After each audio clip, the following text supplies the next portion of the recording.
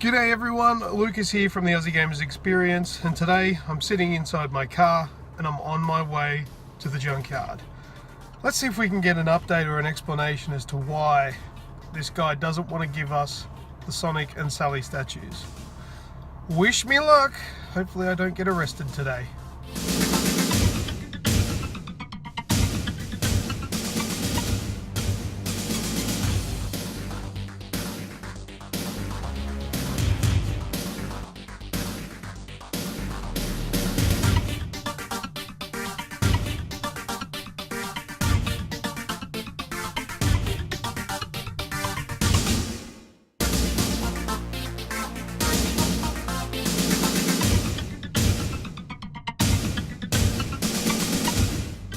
Alright, so I am back from visiting the junkyard, and how did I go? What was I doing? Alright, let's cover that now.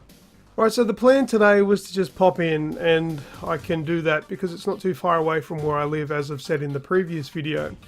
But the idea was to pop in and see if I could get some answers as to why these guys won't let go of this statue, the Sonic statue. And although I didn't get a definitive answer, the short answer was the person I spoke to didn't know because it wasn't hers. It was a male partner's property, and she wasn't aware as to why he was refusing to sell it.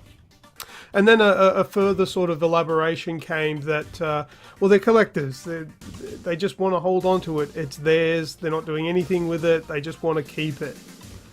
Now look, I understand collecting. Some of my most prized possessions include a Metal Gear Solid 1 original, the game from the PS1, original in its package. I don't have it on display. I've got it packed away in my cupboard. I don't even look at it. I can't see it, but I want it. I won't get rid of it. So look, I kind of understand where they're coming from. However, mine's inside, out of the weather, being at least safe, whereas the Sonic statues, they're not. Given a few more years, these things are probably good. Well, I don't even know if you touch, because it's behind a fence, as you can see in the photo.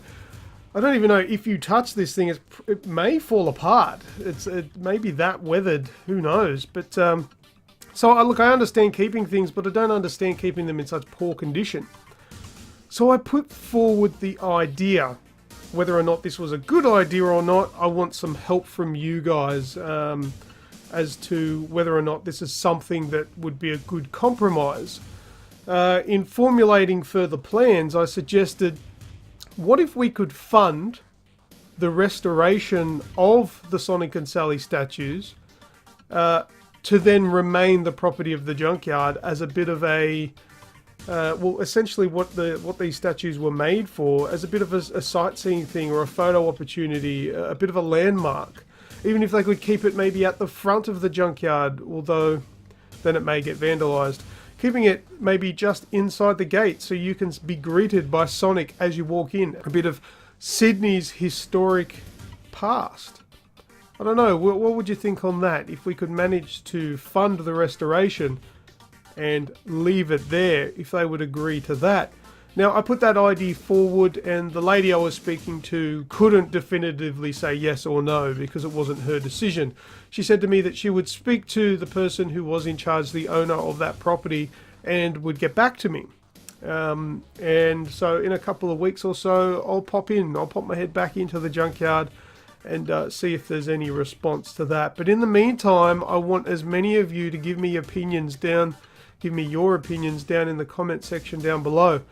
Is this something that you would make a compromise on? Would you be happy enough to have this thing restored as a piece of Sydney's memorabilia from Sega World?